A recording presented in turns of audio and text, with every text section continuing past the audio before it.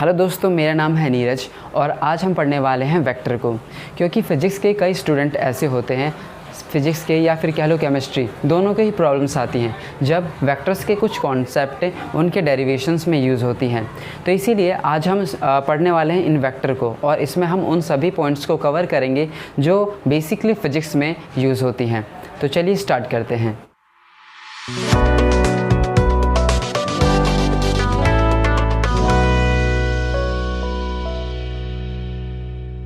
सबसे पहले समझ लेते हैं कि किसी भी क्वांटिटी को हम दो कैटेगरी में बांट सकते हैं। पहला वेक्टर क्वांटिटी और दूसरा स्केलर क्वांटिटी। अब यहाँ पर इन दोनों में डिफरेंस क्या है? स्केलर क्वांटिटी एक ऐसी क्वांटिटी होती है जिसमें सिर्फ और सिर्फ मैग्नीट्यूड होता है। मैग्नीट्यूड मतलब अगर किसी ऑब्जेक्ट को हम लें तो उसकी लेंथ, विड्थ, हाइट, वॉल्यूम, ये सभी क्या डिनोट करती हैं? ये एक स्केलर पैरामीटर्स हैं, यानी कि एक स्केलर क्वांटिटी को रिप्रेजेंट करेंगे। ठीक है, लेकिन वहीं पर अगर हम फोर्स की बात करें तो फोर्स, जैसे कि अगर किसी ब्लॉक पर 10 न्यूटन का फोर्स लगा है तो वो फोर्स किसी स्पेसिफिक डायरेक्शन में होगा। तो जो ये 10 न्यूटन है वो तो मैग्नीट्यूड को शो कर रहा है और जिस डायरेक्शन में वो ब्लॉक जा रहा है, मूव कर रहा है, वो फोर्स की डायरेक्शन है। तो यहाँ पर फोर्स जो है वो एक वेक्टर क्वांटिटी हुई।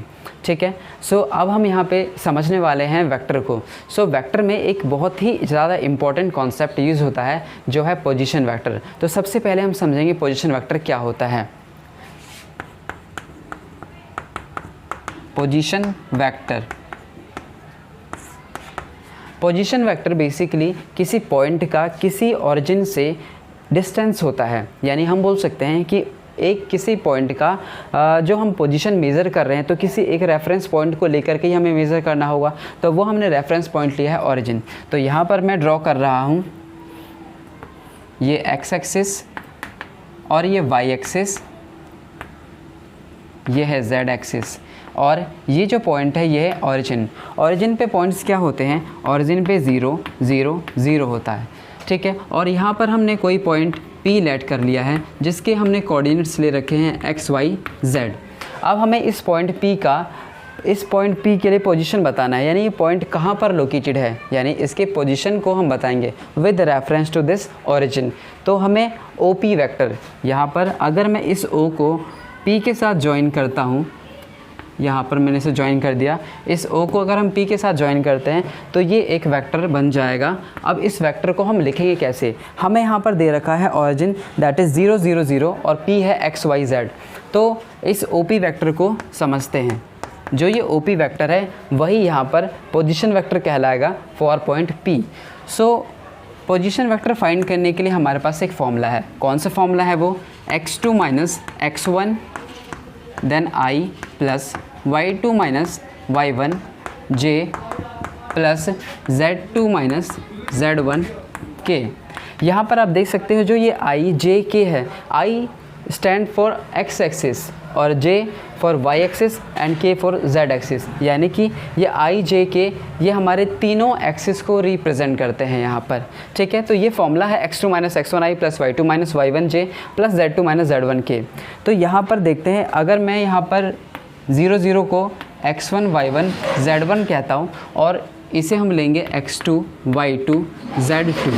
ठीक है, सो इसका पोजीशन वेक्टर आएगा क्या? ध्यान दो जरा। x2 क्या है? x2 is x, so x minus x1 is 0, so x minus 0 i plus y2 क्या है? y2 इज़ y, सो हम यहाँ y2 की जगह y रखेंगे। y1 क्या है? y1 is 0, so y minus का 0 j प्लस z2 यहाँ पर z है तो इसे हम z लिखेंगे, minus z1 is 0, so z minus का 0 k। सो हमें यहाँ से क्या मिलेगा? x minus 0 that is xi plus y j plus z k। सो जैसा कि आप देख सकते हो हमें पोजीशन वेक्टर मिल चुका है xi plus y j plus z k। तो इसी तरह से अगर हमें कभी भी दो पॉइंट्स गिवन हो तो हम उनके पोजीशन वेक्टर को यानी वेक्टर फॉर्म को निकाल सकते हैं with the help of this formula. This is the formula for position vector. अब इसके बाद एक बेसिक सा और बहुत ही इम्पॉर्टेंट टर्म आता है कि हम किसी भी वेक्टर का मैग्नीट्यूड निकाल सकते हैं क्या? बिल्कुल निकाल सकते हैं। सो मैग्नीट्यूड निकालने का फॉर्मूला क्या होता है और हम मैग्नीट्यूड को रिप्रेजेंट कैसे करते हैं? सो यहाँ पर मैग्नीट्यूड के लिए हम मॉड का यूज़ करते हैं। सो ये जो टर्म है इसे हम बोलते हैं magnitude. Okay. So magnitude O P vector और जो ये मॉड है ये मैग्नीट्यूड को शो करता है। तो मैग्नीट्यूड फाइंड करने के लिए फॉर्मूला क्या है, अंडर रूट जो भी आई का कोफिशिएंट होगा उसका स्क्वायर प्लस जे का जो कोफिशिएंट है उसका स्क्वायर प्लस यहाँ के आगे का जो कोफिशिएंट है उसका स्क्वायर। सो आप देख सकते हो x square plus y square plus z square, ये मैग्नीट्यूड निकालने का एक फॉर्मूला है। ये बहुत ही ज़्यादा हेल्प करता है जो हम आगे पढ़ेंगे यूनिट वेक्टर्स में, ठीक है, उनको समझने के लिए। तो होप ये दोनों आपको समझ आ चुके हैं। अब हम पढ़ते हैं यूनिट वेक्टर की तरफ। सो अब हम स्टार्ट करने वाले हैं यूनिट वेक्टर को। सो यूनिट वेक्टर को चलिए देखते हैं। यूनिट वेक्टर, ये यूनिट वेक्टर जो है क्या होता है पहले से समझते हैं। यूनिट वेक्टर का मतलब एक ऐसा वेक्टर जिसका मैग्नीट्यूड 1 हो, ठीक है, उसे हम बोलते हैं यूनिट वेक्टर। और यूनिट वेक्टर को रिप्रेजेंट कैसे किया जाता है, जैसे अगर हमने बोला कि ये हमें ए वेक्टर कोई दे रखा है, मान लिया ये दे रखा है 2i प्लस 3j प्लस का 4k, ओके।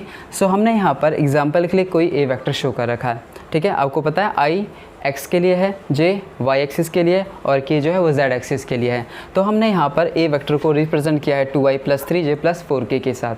अब यहाँ पर यूनिट वेक्टर को हम ए कैप से शो करते हैं, यानी ए के ऊपर जो ये कैप लगा हुआ है वो यहाँ पर शो कर रहा है यूनिट वेक्टर को। तो ए यूनिट वेक्टर का, यानी कि इस यूनिट वेक्टर का एक फॉर्मूला है। क्या है वो फॉर्मूला, ए वेक्टर अपॉन ए का मैग्नीट्यूड, ठीक है। अब ए मैग्नीट्यूड मैंने निकालना बता रखा है, तो ये ए वेक्टर भी गिवन है, तो हम इन दोनों की हेल्प से यहाँ पर यूनिट वेक्टर को फाइंड कर सकते हैं। जैसा कि ए वेक्टर ये टर्म है तो इसे मैं लिख लेता हूँ 2i प्लस 3j प्लस का 4k, ठीक है। इसी तरह से अब यहाँ पर ए का हमें मैग्नीट्यूड निकालना है। ए का मैग्नीट्यूड कैसे निकालेंगे, अंडर रूट में जो भी आई का कोफिशिएंट है उसका स्क्वायर प्लस जे का कोफिशिएंट है उसका स्क्वायर प्लस के का जो कोफिशिएंट है उसका स्क्वायर, ठीक है। अब देख सकते हो कि ऊपर 2i प्लस का 3j प्लस का 4k ये है। इसे सिंप्लीफाई अगर करें हम तो क्या मिलेगा, 2 का स्क्वायर 4, 3 का स्क्वायर 9 एंड 4 का 16। सो 16 प्लस 4 20 प्लस 9 दैट इज़ 29। तो रूट 29 वो सभी के नीचे आ जाएगा और ये इस तरह का टर्म दिखेगा, 2 upon root 29 i plus 3 upon root 29 j plus 4 upon root 29 k, ठीक है। सो ये हमने यहाँ पर a यूनिट वेक्टर इसे फाइंड कर लिया, यानी ए कैप जो हमारा यूनिट वेक्टर है उसे हमने फाइंड कर लिया। अब हम इसे टेस्ट करते हैं, चेक करते हैं कि जो मैंने अभी स्टार्टिंग में बताया था कि यूनिट वेक्टर एक ऐसा वेक्टर होता है जिसका मैग्नीट्यूड 1 आता है, तो क्या सच में इसका मैग्नीट्यूड 1 आएगा। तो हम इसके मैग्नीट्यूड को अब सॉल्व करते हैं। तो देख सकते हो इसके मैग्नीट्यूड को अगर हम लें तो क्या लिखा जाएगा, अंडर रूट में जो भी आई का कोफिशिएंट है उसका स्क्वायर, सो 2 अपॉन अंडर रूट 29 का स्क्वायर प्लस जे का कोफिशिएंट क्या है 3 अपॉन रूट 29, सो 3 अपॉन अंडर रूट 29 का स्क्वायर प्लस के आगे क्या है 4 अपॉन रूट 29, सो 4 अपॉन अंडर रूट 29 का स्क्वायर। सो अगर हम इसे सिंप्लीफाई करें तो देखो क्या मिलेगा, 2 स्क्वायर 4 अपॉन ये 29 रह जाएगा, इसका रूट कैंसिल हो जाएगा। सो 3 का स्क्वायर 9 और यहाँ पर 29 प्लस 4 का स्क्वायर 16 और ये 29।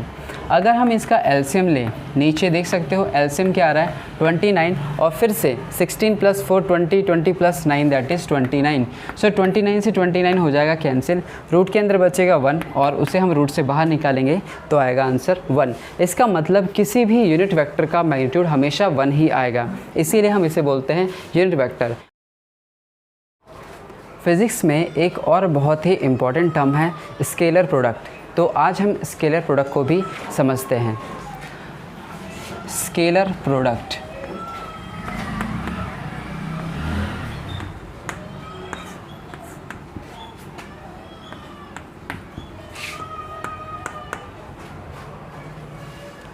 स्केलर प्रोडक्ट के अंदर कुछ हमारे पास टर्म्स हैं जो हमें पता होने चाहिए, तो चलिए देखते हैं इसे। सबसे पहले मैं आपको बता दूं कि स्केलर प्रोडक्ट के अंदर i डॉट i और j dot J k dot के, ये जो टर्म्स है वो इक्वल टू होते हैं 1 के। यानी अगर हम सेम कंपोनेंट्स का डॉट प्रोडक्ट करते हैं तो हमें क्या मिलेगा, 1 मिलेगा।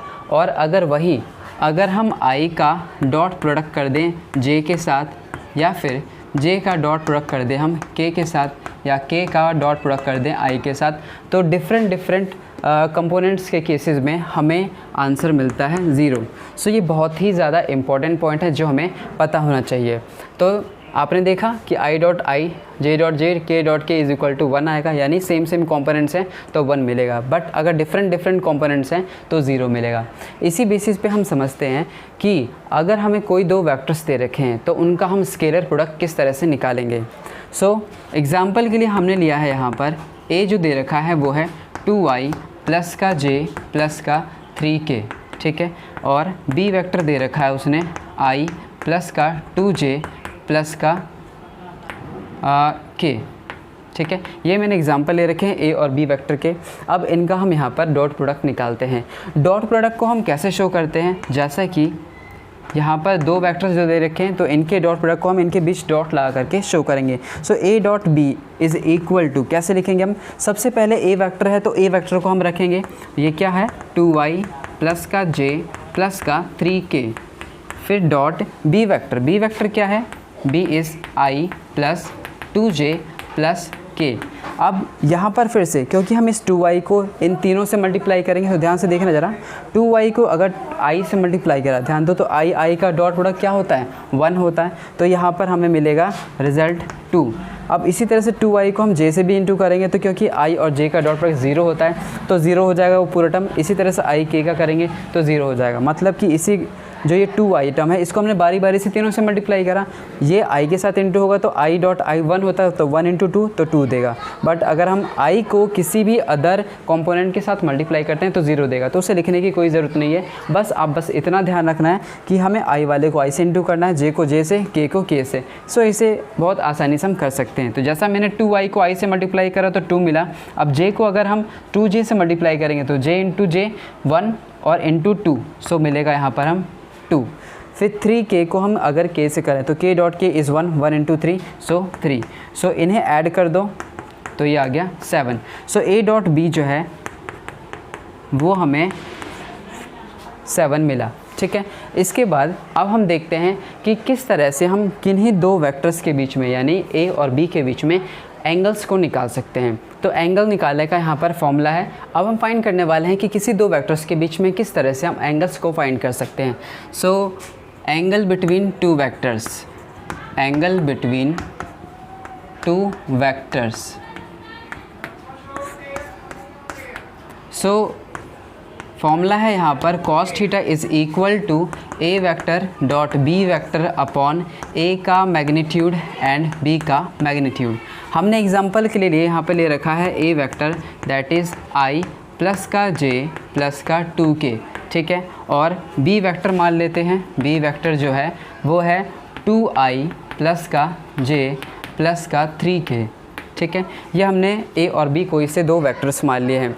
अब यहाँ पर क्या करना है हमें, सबसे पहले cos theta is equal to a vector dot b vector है, फिर मैग्नीट्यूड a मैग्नीट्यूड b है, तो यहाँ पर हम लिखेंगे cos theta is equal to a vector तो i प्लस का j प्लस का 2k डॉट b वेक्टर, तो ये b वेक्टर है तो इसे हम लिखेंगे 2i प्लस का j प्लस का 3k, ठीक है। और नीचे क्या है, नीचे है इसका मैग्नीट्यूड। सो यहाँ पर हम मैग्नीट्यूड लिखेंगे।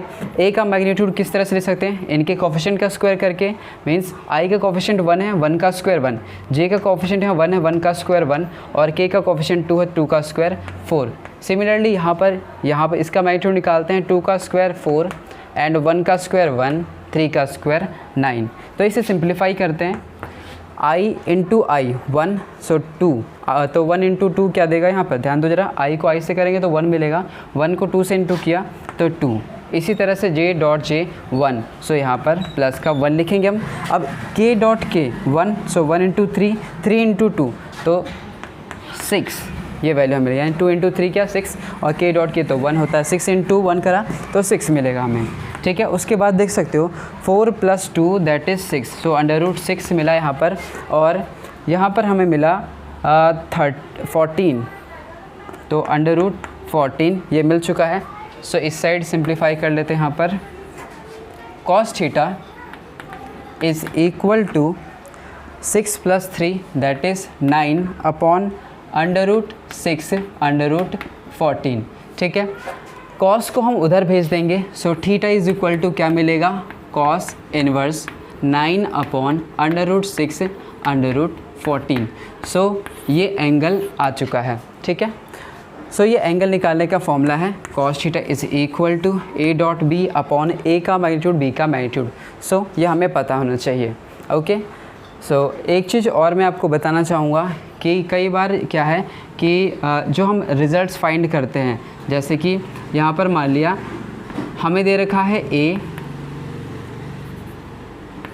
b cos थीटा, फिजिक्स में ऐसे कई बार हमें मिलते हैं, तो इसलिए मैं समझाता हूँ आपको कि यहाँ पर a b cos थीटा मिल रहा है, यानी a जो है वो a के मैग्नीट्यूड को शो कर रहा है, b के मैग्नीट्यूड को शो कर रहा है, इनटू में cos थीटा है। तो अगर हम a और b को इनके वेक्टर्स के फॉर्म में लिखना चाहें तो इसे क्या लिखा जा सकता है, इसे लिखा जा सकता है a vector dot b vector, क्योंकि यहाँ cos थीटा लगा है, सो यहाँ a डॉट b हम लिख सकते हैं, ठीक है। इसी तरह से अगर आपको यहाँ पर a b साइन थीटा अगर दिखता है तो साइन के लिए हम क्रॉस प्रोडक्ट यूज़ करते हैं, ठीक है। सो a vector cross b vector ये हम लिखते हैं। सो अगर किन्हीं दो वेक्टर्स के साथ, वेक्टर के मैग्नीट्यूड के साथ cos थीटा दिखे तो उसे हम a vector dot b vector लिख सकते हैं, और अगर a और b के साथ साइन थीटा दिखता है तो हम उसे a vector cross b vector लिख सकते हैं।